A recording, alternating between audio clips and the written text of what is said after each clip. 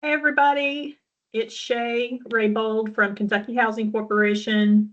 Thanks for joining us for the Housing Inventory Count webinar. It's about 2 o'clock, and we will give folks just a couple more minutes to log in, as always.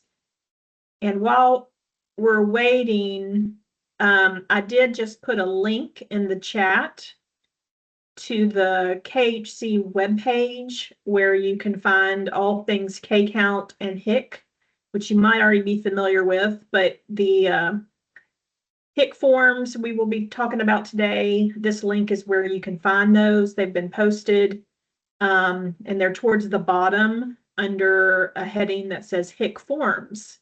Very informative. So feel free to check those out while we're doing the webinar or afterwards. And let's wait about 1 more minute. Margaret Ann, can you see my PowerPoint Yes, slide? I sure can. Okay. While we're waiting to see if anybody else is going to join, I do have, I know at least 2 colleagues from KHC. There might be some more joining with me today. Margaret Ann Smith, our supervisor over our HMIS and data analysis department, and Lindsay Anderson, who's our supervisor over our coordinated entry system. And they will be helping me monitor the chat or any technical difficulties. But if there are any other KHC staff on, feel free to jump in at any point if I have said something that needs clarification, etc.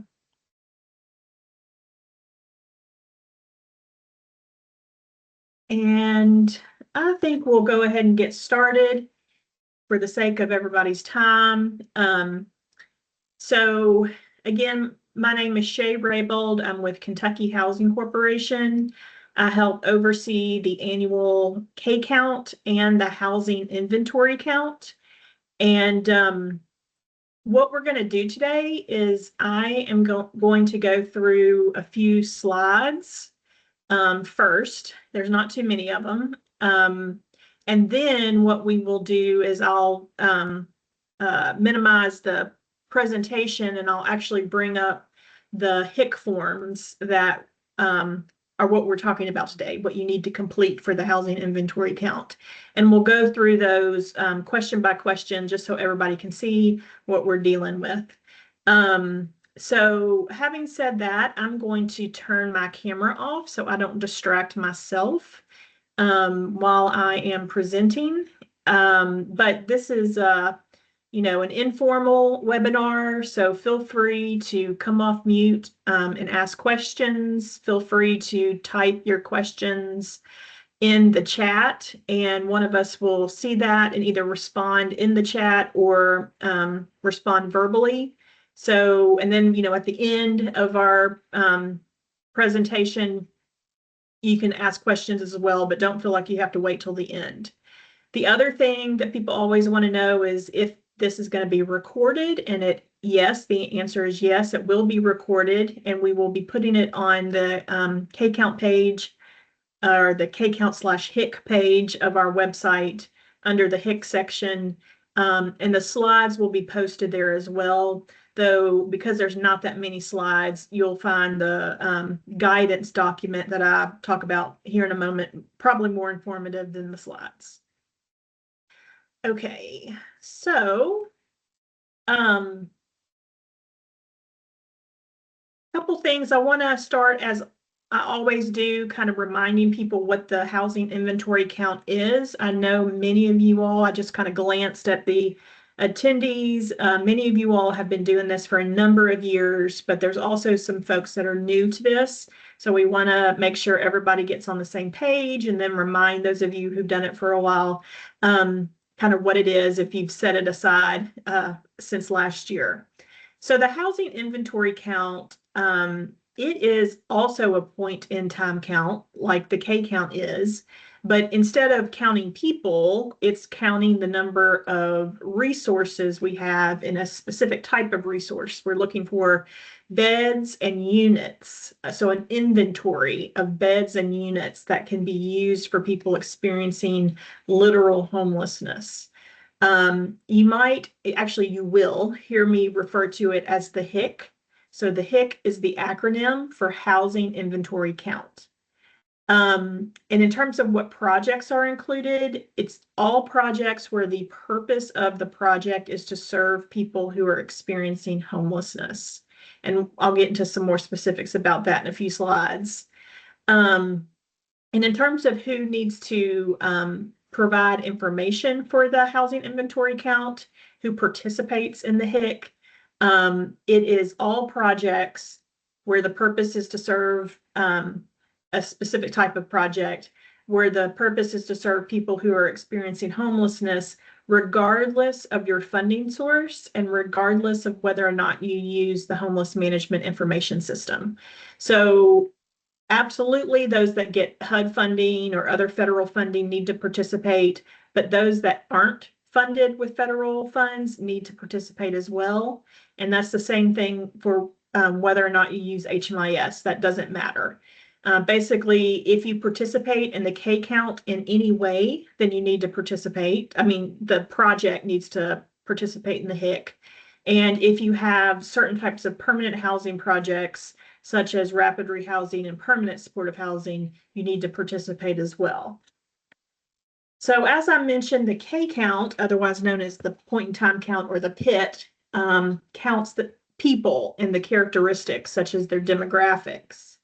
And it helps us get a snapshot of how many people and their characteristics are experiencing homelessness on any given night. The HIC, on the other hand, helps us know what kinds of resources we have to respond to those experiencing literal homelessness. And we want to know this information. I think my next slide, actually, let me hold that thought for just a moment. I want to get more specific in terms of the projects that are going to be included. So all emergency shelters, regardless of whether or not you are open year-round or if you're only open seasonal or white flag, or if you have a site-based project, or if you provide your shelter in hotels or motels, all of the above are included. Same thing for the Veterans Administration's SSVF Emergency Housing Assistance Projects, EHA. Those are considered emergency shelter for purposes of the K count, and therefore they're included. Transitional housing projects are included if the purpose of those projects or the project is to serve people experiencing homelessness. Rapid rehousing, regardless of funding source. So that's going to include your VA SSVF, as well as HUD funded, all permanent supportive housing projects. And then we do have some that are defined as other permanent housing. That would include emergency housing vouchers and stability vouchers administered by PHAs. Projects that are not included in the housing inventory count are prevention projects. Again, because we're trying to find what kind of resources are available for people that are actively experiencing literal homelessness. Street outreach projects are not included because, again, we're looking for housing projects in particular, shelter and housing. Supportive services only are not included. Transitional housing projects where being homeless is not part of the eligibility criteria. So that might be like a recovery program that serves anybody, regardless of living situation, who's seeking recovery services. They might consider themselves transitional housing, and they might be, but they're not part of the homeless response system. And so therefore they're not included. We have a lot of home TBRA projects, and I don't want you all to complete HIC forms for your home TBRA projects unless homelessness is part of the required eligibility criteria for your program. Most of our home TBRA, I believe, do not require that. So I don't want folks spending time doing HIC forms for home TBRA unless they are specifically for homelessness. And then regular housing choice vouchers, such as Section 8, if it's not specifically dedicated for people experiencing homelessness, then it's not included. So why do we do the housing inventory count? Well, just like the point in time count, it's a requirement of HUD for continuums of care to submit data for both the K count or point in time count, as well as the housing inventory count. And we actually submit them at the same time. We do them in conjunction with one another. But from a practical standpoint, it helps us understand our homeless response system, what kind of resources we have available at any given time. Of the resources that are available, it helps us understand, at least for a snapshot, what the unit and bed utilization looks like. For example, are we under or over capacity for various projects? And we can look at that at a location by location, from a county by county, region by region, all the way up to the whole balance of state level to see what our capacity is like. Which then helps us identify gaps, areas where we might need more of a certain type of resource. And that can help inform our decisions for both the COC and ESG competitions. It could help you all locally be able to work with partners to see what might need to be changed.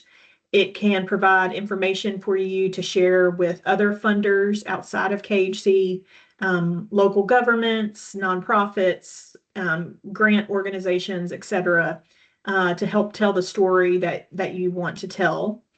It's needed for context for various reports that we submit to HUD.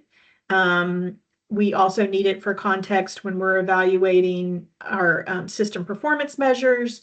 And then it's also very useful for our coordinated entry system to know what type of resources are available to refer people to when they are experiencing homelessness. I guess I probably should have said from the beginning, but you probably figured it out since you're here today, that we did postpone the 2026 K count because of the weather at the end of January. We postponed the K count to about 2 weeks from now, to the last Wednesday of February, which is February 25th. And that is the same day as what we considered the HIC date. The snapshot, if you will, of the housing inventory is taken at the same time the K count is done. So February 25th is, you can consider that the day of the HIC as well. However, you do have 2 full weeks after that date to submit your HIC forms to KHC. So that's a week longer than those of you all who are doing the K count have to submit your K count information. You have 1 week, but for the HIC, you have 2 weeks.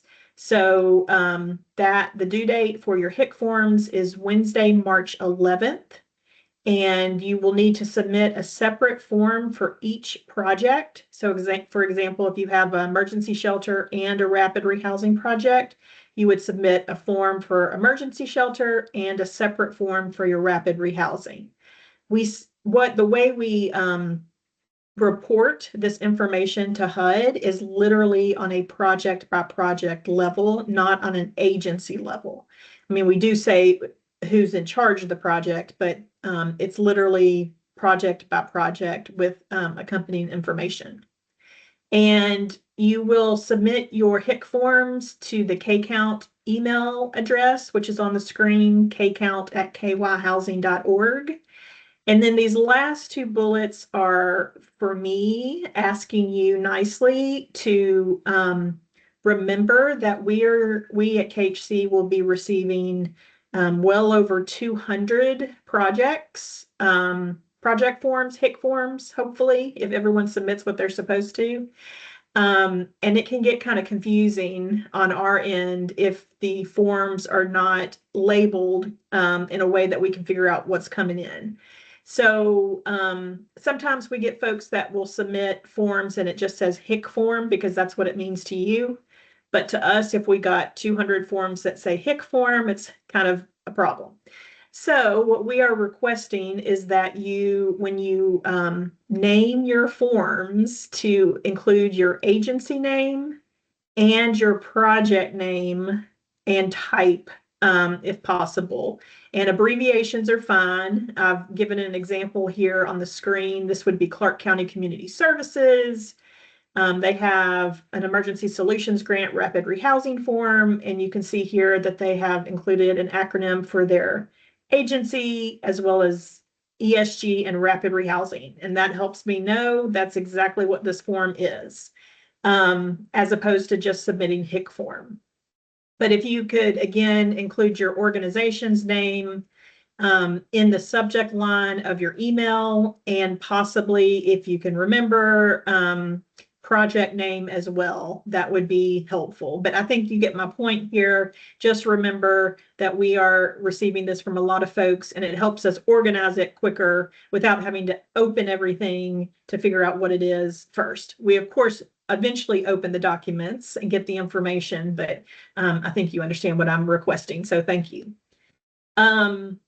And then the other thing I want to make sure folks know is, just like last year and previous years, there are 2 separate forms. And the reason why is because there's just a little bit of a difference between what's needed on the rapid rehousing form versus the form for all the other project types. So there's one form that you can use if you are filling it out for emergency shelter, transitional housing, PSH, or other permanent housing, and then a separate form for rapid rehousing. And the 2 forms are similar. I'll probably restate this in a little bit. For the first 17 questions between the 2 forms, but after you get past question 17, that's when they start to differ. Just as an FYI. In addition to the 2 forms, we have provided you with what we call our HIC guidance document, which is literally what it says, which is guidance on how to complete the HIC forms, and it provides instructions for each of the questions on the 2 forms. Some of the questions, as you will see, are very self-explanatory. It's like enter your project name, but then some might be need a little bit more explanation, especially if it's your first time doing this. Nothing is complicated. It just might be new to you. And so what you can do is flip to that question within the guidance document and see what we have provided for you. And if you still have questions after that, then you can reach out. But hopefully the guidance document will be able to provide the directions. And Margaret Ann, when you get a chance, I'm not sure if everybody can see the link that I posted earlier if they hadn't joined yet. But if at some point, if you could just post the link to our K-Count page one more time, and that's where folks can find these documents. And I saw you come off mute. Do we have a question we need to answer? Yeah, there are a couple of questions. I think most everybody can see the link, but I can repost it again for sure. So we have a couple of questions that have come in. Sorry. Do we fill out the rapid rehousing form or ESG form for projects that have ESG rapid rehousing components? Okay, so there's 2 forms. One is for permanent supportive housing, emergency shelter, and transitional housing. And then there's another form that is for rapid rehousing, regardless of funding source. So there's only one rapid rehousing form. And so, yes, you would use that rapid rehousing form for your ESG rapid rehousing and your COC rapid rehousing. And it's the same form that, yeah, no problem. And then how do we know which form we use here at Cumberland Valley Domestic Violence, I believe? Okay, so the form is specific to the project. And so if you're talking about your emergency shelter, which I know you have, then you would be using the one that has emergency shelter in the title of the form.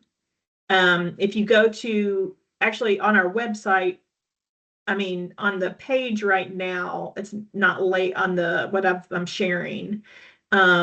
It's not labeled exactly, but when you go to our website, it should be clearly labeled as HIC form, and then it puts in parentheses ESTHPSH.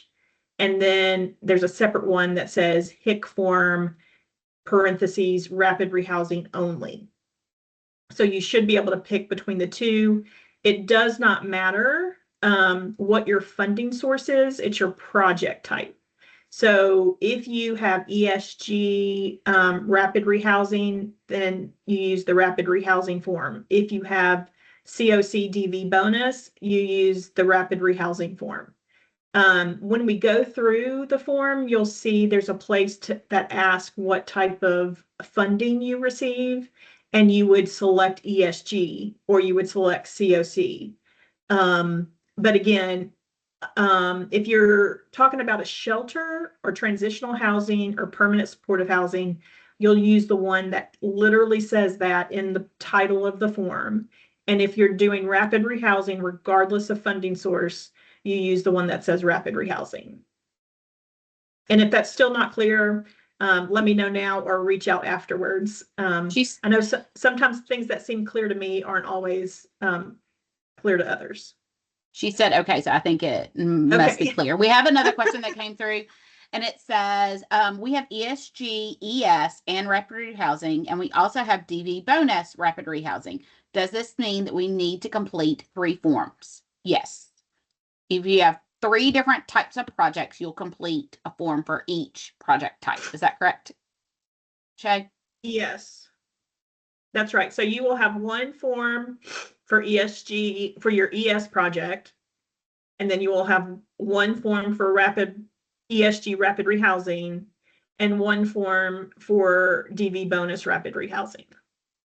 And another way to think about this, for any of you all who use HMIS, or if you're a VSP and use a comparable database, just like in HMIS and the comparable database where you have separate projects set up for all 3 of those projects. For example, Mary, for your question, think of the HIC form as the exact same way. We want to have 3 separate forms because they're 3 separate distinct projects. Okay. So if you have questions, and just going to go ahead and throw this out there, we're definitely not at the end of the presentation, but the best way to submit your questions after today is if you're familiar with our, what we used to call the help desk, which is now the partner agency portal. Submitting questions that way is always kind of the best way because multiple people see it and make sure you get a response. Or you can email me. My email is here. Note the spelling of my last name. There is no Y in it. Sometimes people hear it when I say Raybold and think there's a Y, but there's not. But it's SRABOLD@kyhousing.org. If you don't get a response from me quick enough, you can just email me again and it will not bother me, I promise. So feel free to do that.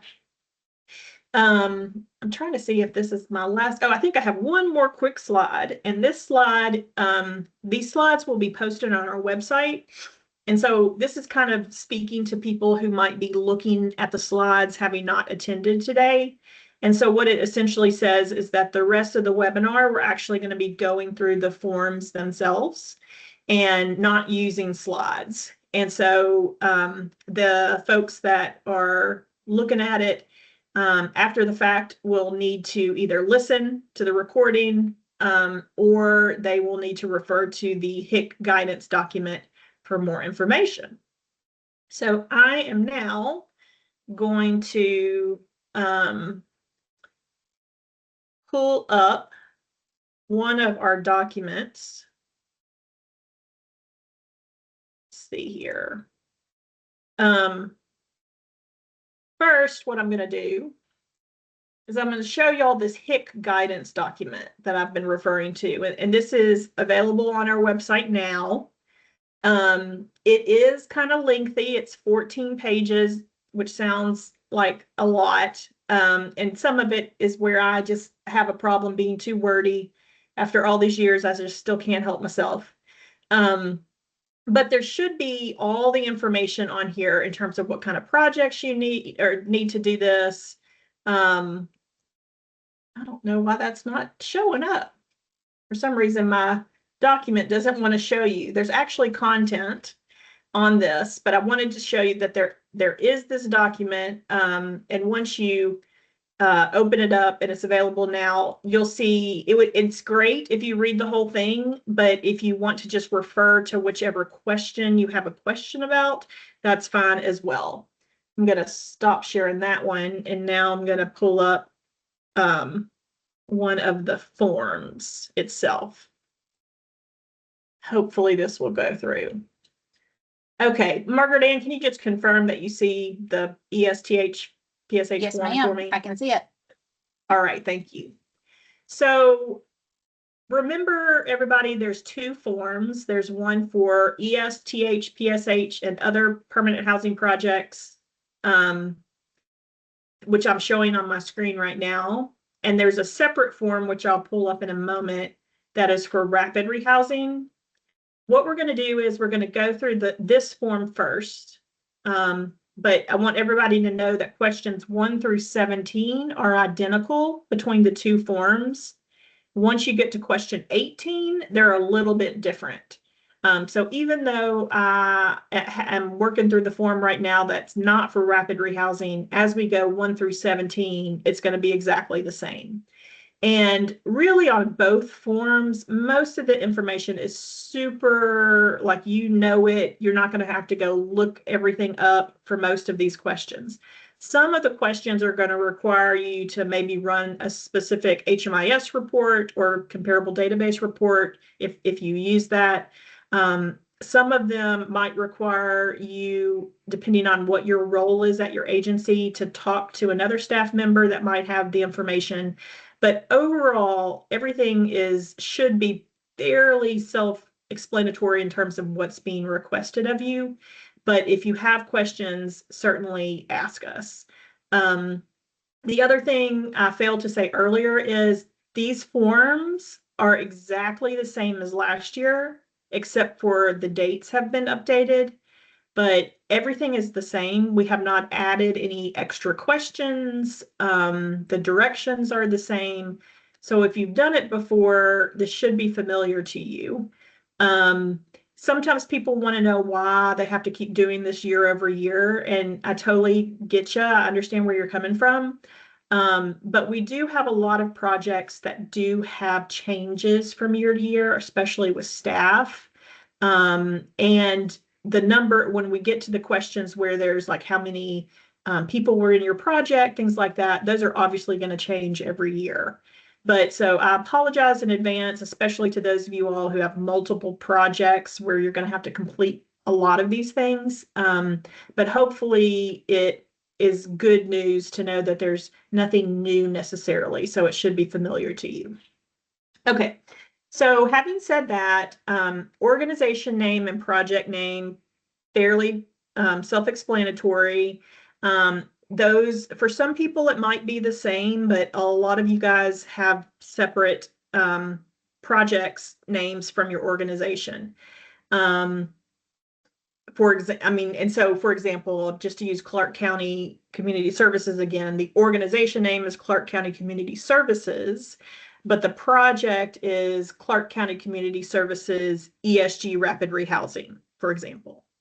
Except that was a bad example because we're on the ESTH PSH form, so just put that on the Rapid Rehousing form if you're following along and care about the details. I'm making myself laugh. I'm assuming you're all laughing as well. Okay. So for the project name, if this is like a COC funded project, you know your application, like your project has an actual name that's on your applications. Try to use that name so we know what project you're talking about. If you can, that would be great. Number 3 is asking you, do you use the Kentucky Homeless Management Information System for this specific project? And so that's a yes or no. And again, your agency might use HMIS for some projects, but not all. But for the form you're completing, make sure to say yes or no for that. And if everybody could mute yourselves, please. I can't see who's unmuted. If Margaretine, if you can see and mute whoever, please.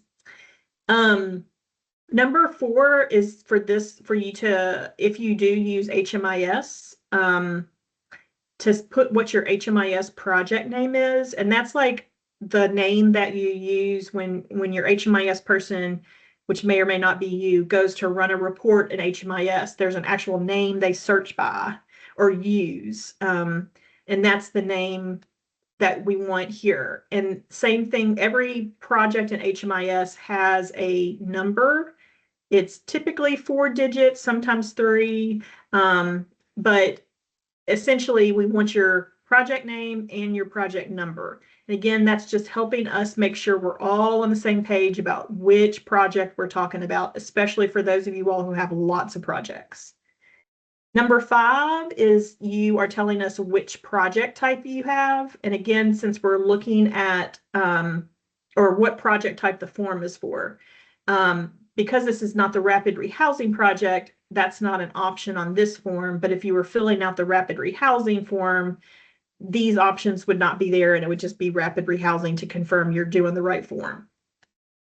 Number 6 is target population, and these are target populations as defined by HUD.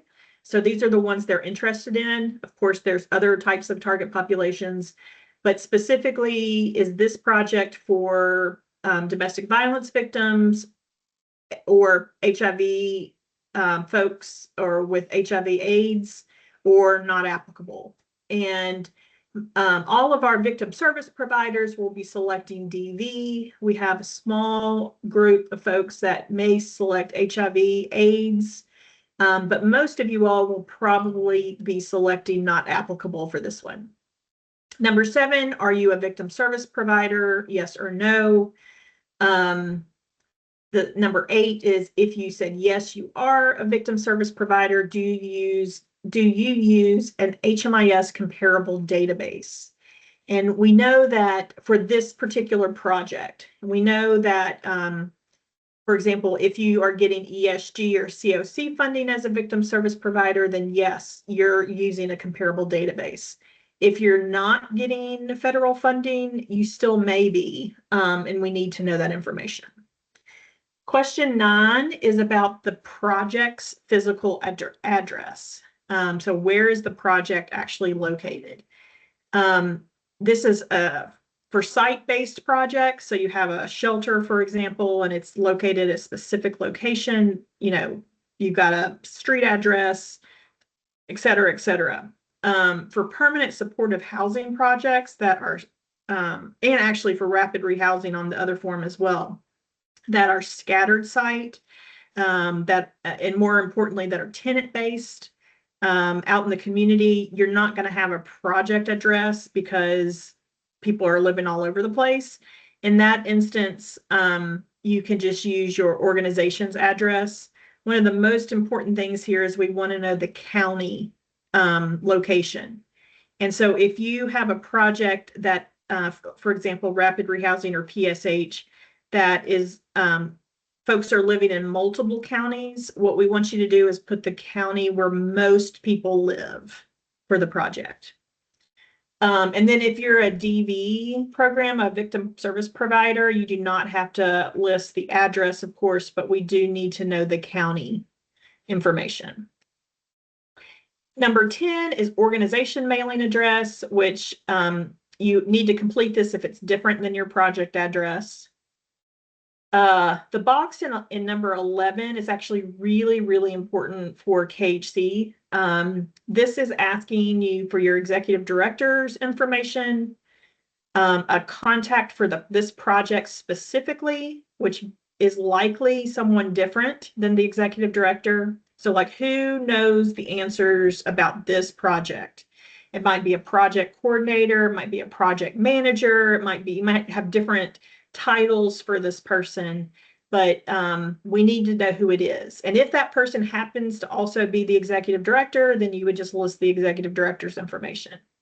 We also need to know who the HMIS or VSP comparable database contact is and the person completing the form. Now, all 4 of those people might be different from one another, and if they are, please tell us all 4 people. If it's the same person for all 4, you can list the same person's name for all 4 and just do the phone and email one time. But we need to know who to contact if we have a question about the form, and that would be the person who completed it. If we have some HMIS related question, we would contact that other person. If we have a project question along the way, and we use these forms throughout the whole year to figure out who to contact. And then, of course, we always want to know who the executive director is, but this information is really helpful. Question 12 is asking about whether or not you receive what is called McKinney-Vento funding. That's kind of here at the end of my sentence here.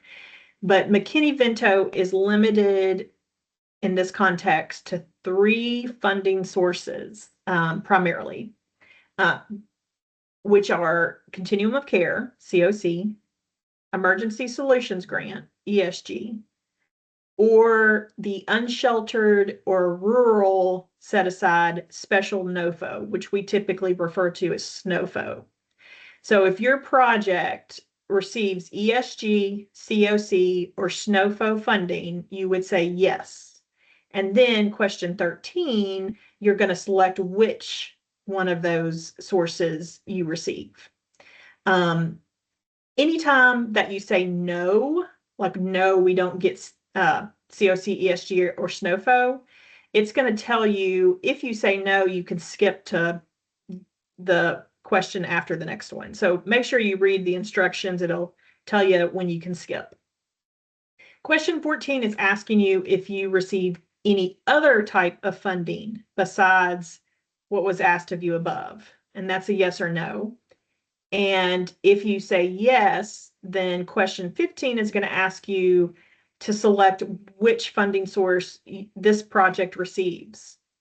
And there's lots of selections for you here already. For example, there's some HOPWA options. There are some runaway and homeless youth options. There's several Veterans Administration options. If you don't see your source listed, then there's a place here that you can click local or other and then select and then enter the information. We don't need to know like every single grant you receive from some source. I'm glad that you get those, but if it's not one of these listed here, we really only are looking for other federal sources or state sources or I guess maybe local sources, but feel free to put local and then put like donations, grants, something like that, if you want to indicate that you get other things. But we're really looking for kind of like the big funding sources that would be associated mainly with government. Question 16 is saying basically, if you said yes to either the McKinney-Vento or the other funding, is there a grant number associated with your project, and the example, and therefore what is the grant number? And this is really mainly for or most helpful if you have COC or ESG, and we've listed some examples of what your grant number would look like that you could enter in. Question 17, this is the last one that's the same between the 2 forms. This is asking you, it's a different type of target population question, specifically relating to household configuration. And so we are asking you if you to select one, and there should be just one selected, and there should be a configuration here that meets the description of your project. But essentially, are you serving single males, 18 years old and over would be an example, or single females in households with children would be another example. Look through here and see what makes sense to you. And there should be something that meets your project's description. And we use this information in part to identify where there's gaps in the system. For example, we might have a whole lot of unaccompanied or a lot of single men who are experiencing literal homelessness, unsheltered homelessness, but the resources available in the community are all for single females and households with children. Having that kind of information from this helps us be able to say, hey, we need to reconsider or consider perhaps funding another type of project as well. If we had all the money in the world, of course. Okay, so I'm going to stick with this ESTH-PSH form and keep going through the rest of it, but just know that I'm going to toggle over and pick up the rapid rehousing form in a moment, and we'll start with 18 on it. And some of these questions are also on the rapid rehousing form. It just is in a different order. But let me just keep going before I confuse folks. So 18 is asking if your inventory is current for this project, or if it's under development, or if it's a disaster related bed. So current means on the night of the K count, basically, February 25th, were the beds and units that you're telling us about on this form available for occupancy? And so they could have had someone in them occupied, or they could have been not being used, but theoretically they could have been used. And so that's current inventory. Under development would mean this project has been funded, but it hasn't started accepting clients yet, for example. And we always have a small handful of those, for example, that may have just been funded through the COC program. We know they're funded. They're going to become available within the next 12 months. So we go ahead and list those on our inventory. But most likely it's going to be current inventory. If you're not sure, you can let me know. And to my knowledge, we do not currently have any beds that are being used specifically for because of a disaster, like a natural disaster, actually a presidentially declared disaster. But if we do have any of those, that's where it would be marked. Question 19 is asking kind of how your housing is provided. And there's 3 options. One is site-based. So think of your kind of standard single site shelter. Another one would be site-based clustered or multiple sites. So this might be like a transitional housing project that has maybe 4 fourplexes kind of scattered around maybe. That would be site-based, but because it's multiple sites, you would select that. And then tenant-based, scattered site, meaning folks are living out in the community in most likely privately owned units, then that would be tenant-based. Question 20 is only needing to be answered if your project is available on a year-round basis. So if you're a seasonal shelter, a white flag shelter, you do not have to do question 20. But most of you all probably have year-round shelters. I mean, those of you who have shelters. And so what question 20 is asking you is to tell us essentially on a year-round basis, how many beds do you have and how many units do you have?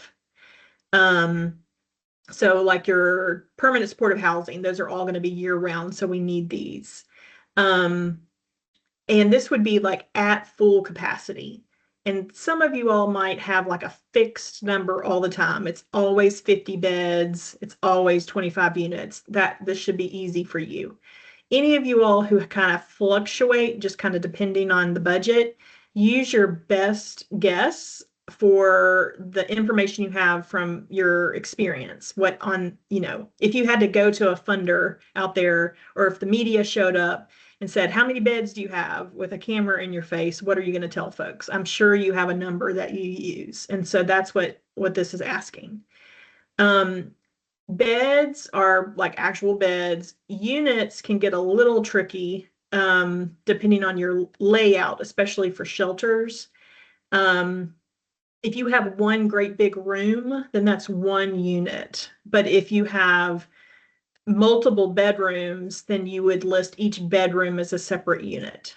But if you have questions, first refer to the guidance document. And then if you can't figure out the answer there, then you can reach out to us. Okay, question 21 and 22. No, question 21. This is again for people who have the year-round beds. So again, if you're a seasonal shelter, white flag shelter, you don't have to worry about question 21. But if you completed question 20, what we are then asking you to do on question 21 is to divide your beds first on how they are separated on average between 3 household types. And maybe another way I should say how they are used on average between 3 household types. And the 3 household types are the same that you have to select from, like in HMIS, which are households with children, households without children, households with only children. And most of you are not serving households with only children, so there would be zeros there, but some of you do have those programs. But what we're trying to know is, let's say you said you had 20 beds, then we would say, well, on what we're wanting to know is on average, how are those 20 beds separated between household types? And you could say, well, most of the time, the majority, like 15 of them are for households with children, and the other 5 are for singles. So therefore, you would have 15 listed under households with children for beds and 5 for households without children. And added together, 15 plus 5 equals 20, which is the number of beds you would have written up in question 20. And then you do the same thing with units. Now, the other thing is, we actually have for you guys a spreadsheet that is on our website in the same section under HIC forms that you can, if you use HMIS or a comparable database, you can run a report for your project for 1 calendar year, for calendar year 2025, and you can enter data onto the spreadsheet I'm talking about from questions, I think it's 7B and 8B, if I can remember correctly. It's the one on your HMIS reports that talk about point in time, January, April, July, October, I think. I'm going to pull it up here in just a second. But essentially, in order for you to figure out what your average is, you can run a report for a year, calendar year 25, enter your data onto the spreadsheet, and it will tell you what numbers to then put in question 21 up here. That will make it easy for you if, again, you use HMIS or the comparable database for the VSPs. If you're an agency that doesn't use that, then you're going to use kind of your knowledge, your best guess. But for those that use HMIS, we want it to be as accurate as possible to be able to mirror what's in HMIS, because that will help us get the most accurate information of how the beds are used. Now, part 2 of this question, these next boxes, there's not many of you all who will have numbers on here, most likely, but some of you will. But this is asking you to further explain if you dedicate the beds by household type, but also by are they dedicated to veterans plus family members? And for households with children, are they dedicated to parenting youth? Or for households without children, unaccompanied youth?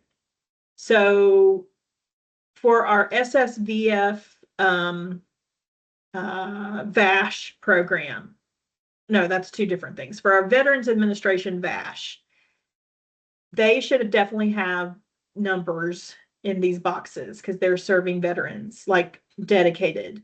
Same thing with SSVF, emergency housing assistance.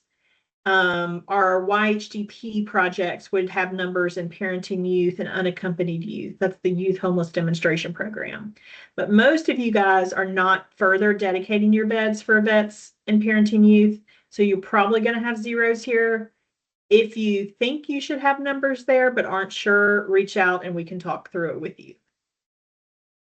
Okay, question 22 is a really important question. It is asking you to tell us how many people were in your project on the night of the point in time count this year, which was February, or will be February 25th. And obviously for emergency shelters and transitional housing projects, this is a number you should be familiar with by the time you complete this report, because you will have participated in the K count, either through HMIS if you're a user, or through Counting Us because that's how you submitted your data. But essentially, we want this number to match the number that you reported to us for the K count, either through Counting Us or through submitting an CAPER and APR report as directed for ES and TH projects if you use HMIS.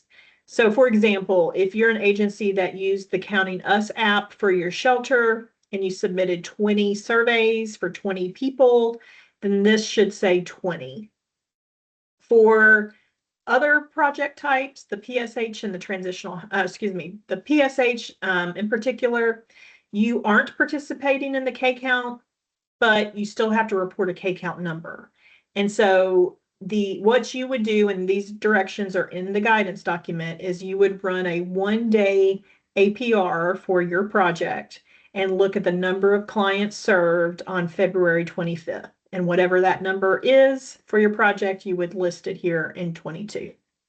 Okay, just a few more on this 23 through 28 are just for emergency shelters. So if the project you're doing this form for is not emergency shelter, you just skip over these. But if it is for an emergency shelter, it's just asking you some simple questions, hopefully. One is, how are the beds provided? Is it facility based? Is it voucher based, which would be like hotel motel vouchers, or is it other? And other is going to be used in situations where the location is not really a place that is typically used for shelter. And so think about the Room in the Inn programs that we have in the state, where churches open up maybe their fellowship hall or something like that to be used as shelter during the winter months. That's not facility based, because that is a facility based would be a place that's like truly meant to be a shelter. But other would be that situation of a church basement, if you will.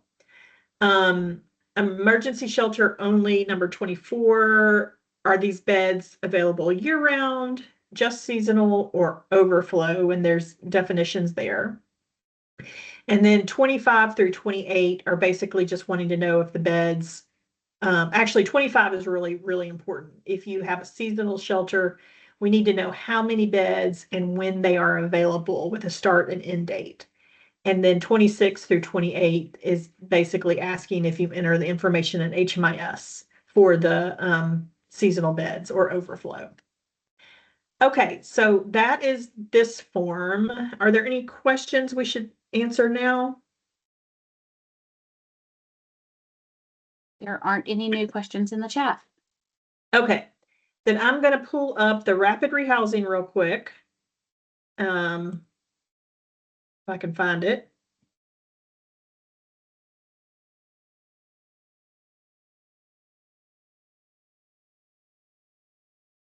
Not that one.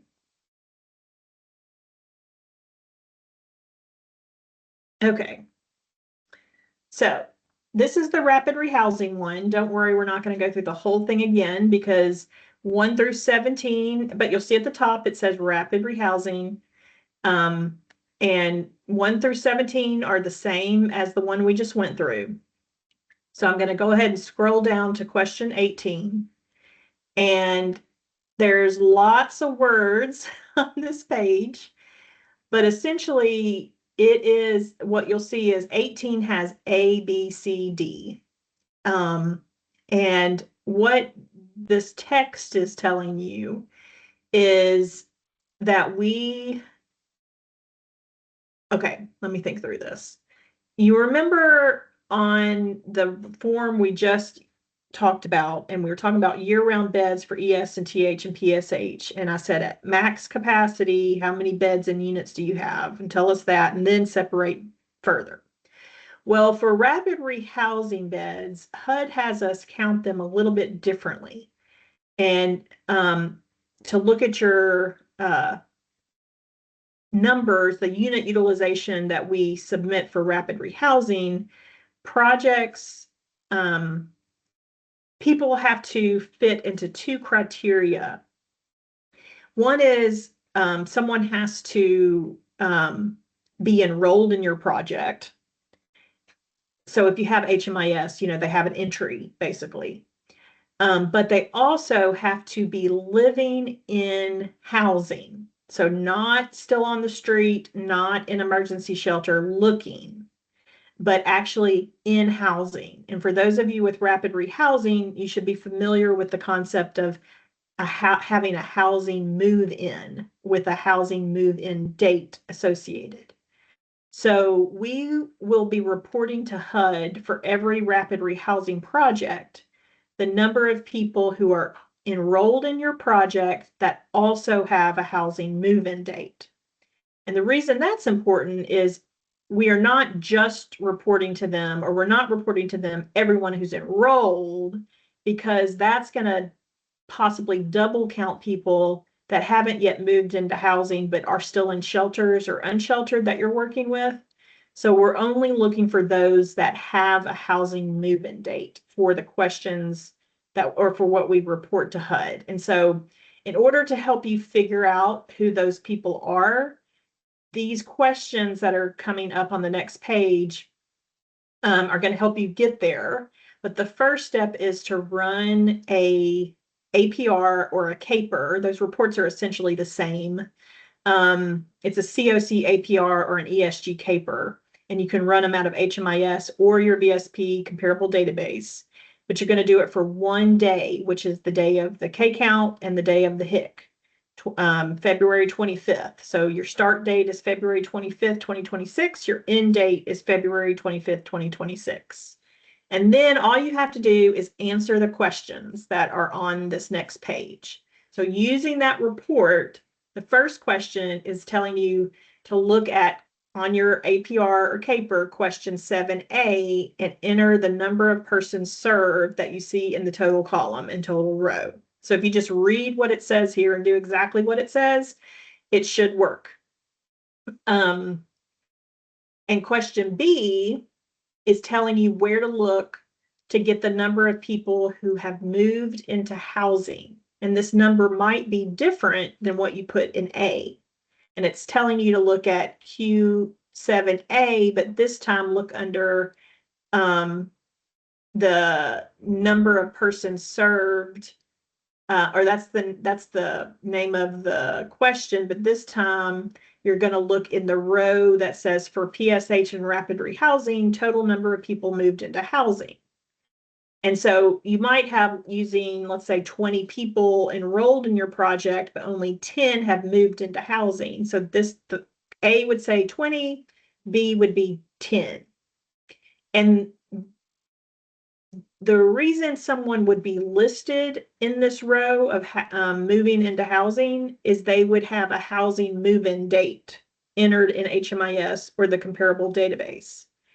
And so what you want to do is, if you're not the person that works directly with your clients in terms of whether or not they have a housing move-in date, maybe you're just the data person, you would want to give the list of people that say they don't have a housing move-in date, which is actually C here, 18C, and give it to your program staff and say, these 10 people are showing as not having a housing move-in date as of February 25th. Is it true they have not yet moved into housing? And they might come back and say, yep, they're still in shelter. We're working with them. Or they might say, no, they've moved into housing. We just forgot to tell you or haven't had a chance to tell you. Let's update the information. And then you update the information because we want these numbers to be accurate, obviously. And then question D is, I don't know, I came up with this last year. I'm sorry, don't hate me. But essentially, whoever's filling this information out, you are going to write your name on here that you have confirmed that A, B, and C is correct with whoever you need to talk with at your program. But again, lots of text here, but if you just read what it's asking you for, it's telling you exactly where to get the information from the report. And so it should be fairly self-explanatory. Question 19 is asking you, does your rapid rehousing project provide rental assistance besides security deposits? And most of you, the answer is yes. There's some of you who have really small rapid rehousing projects that might only be doing services or might only be doing security deposits. And so you would select no, and then you'd be done. This is saying stop. If you're not doing rental assistance, you don't have to answer any more questions. But if you are doing rental assistance, we have a few more questions for you. So page two, or the next page, question 20. This is just asking you, there's no right or wrong. It's just asking you essentially how long do you provide rental assistance for? And to give an explanation if you do something less than 24 months, which is typically the regulatory amount of time allowed. That's just helping us know kind of what type of rapid rehousing we have available. It helps our coordinated entry staff know, if somebody's needing long-term assistance, long-term meaning longer than 3 months. This is probably a good referral. If your project does not provide that kind of stuff, then we probably need to have a conversation about whether or not it would make sense to make a referral or not. That's just kind of some context for why we're asking. And then 21 and 22, again, you saw this on the other form. Project housing type, there's really only one option for rapid rehousing, or should be. If you're doing something other than tenant-based, let me know. 22 is asking if it's current or under development. Most of you all have current. I can't think of any under development at the moment. And then 23, this is for our information. We won't be reporting it to HUD because, again, I just told you that what we report to HUD in terms of your bed and unit inventory is based on if the people have a housing move-in date. But for us, we still want to know what your at full capacity number would be, because those with a move-in date might not reflect your actual capacity if you don't have everyone moved in that you could pay for. So this is asking you that question, how many people could you serve at any given time? How many households could you serve at any given time? And so it says here, think of beds as people and think of units as households. And that is the rapid rehousing form. Again, questions 1 through 17, the two forms are the same. And then questions 18 onward between the two differ just a little bit, but instructions for both are on the HIC guidance document, which is on our K-Count page, which you should be able to find a link to that in the chat. And I just want to show you one more document for fun. It'll probably make your eyes hurt a little bit, but I want to just show you what this, you might recall on the first form, I was telling you that you could run a year-round report or 1 year, calendar year 25, to figure out how to separate your beds and units into household types. This spreadsheet here is on our website under the HIC form section. It is cleverly titled exactly what it is, fillable spreadsheet to answer question 21 on the ESTH, PSH, and OPH HIC form. So you know exactly what it is. It has 3 tabs. The first tab here on the bottom is instructions. It's telling you to run a 1-year report with the date range to use. The second tab is to get your answers for how many beds. And the third tab, which is titled tab 2, is for units. So I'm just going to click on the beds one. And yes, there's a lot going on here, lots of colors. But if you kind of slow down and just read what it's telling you to do, it's saying in the chart below, enter all the data from 7B on the COC APR or CAPR for this reporting range. So I'm going to pull up an APR. I'm going to scroll down to 7B. Here's 7B, point in time, persons on last Wednesday, January, April, July, October. Total, it's got the columns here. So there's the data for this project. And right here on this form, all you have to do is enter that data from 7B to mirror exactly what I just pulled up. And let's just say the total of 10 beds, 2 without, 8 with, none here. And pretend that I did similar numbers for these others. It's going to spit out a percentage on the bottom here of how the beds are separated. See, it says step 1, and then step 2 is for me to enter the number of beds I said I had on a year-round basis in question 20. Let's say I said 12. So now down here, step 3, it's going to tell me exactly how to separate the beds on the form itself. But you got to make sure to pay attention to the headings because the order of the heading is a little bit different than it is in HMIS. Without children comes first in HMIS, but on the form with children comes first. But essentially what I'm saying is without you having to think about it too hard or do any math yourself, if you come over here and just plug in numbers of what your totals are for all 4 of these, it's going to do your average usage. You tell them how many beds you have in step 2, then it's going to tell you exactly the numbers to write on the HIC form for question 21. And then tab 3 is the same thing for units, which is 8B. But it's meant to make your life easier. I hope that it does. And I think what I will do here is one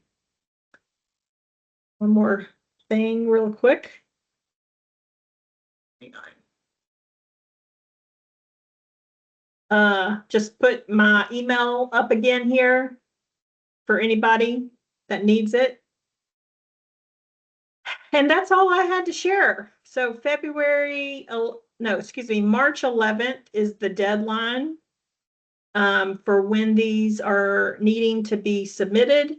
Again, you can or need to do a separate one for each. You can go ahead and start working on your forms now. You should be able to fill out everything except for the K count question, which is how many people were in your project on the night of the K count, because that's February 25th. And for the rapid rehousing, you can't do your beds and units yet because you have to have how they were used on February 25th. But the rest of the forms, if you're just looking for something kind of mindless to do, throughout the next couple of weeks here, go ahead and start working on the forms. You don't have to wait until the K count to do that. But feel free to ask us any questions you have. And I can't think of anything else to share, Margaret Ann or anybody else. Can you think of anything?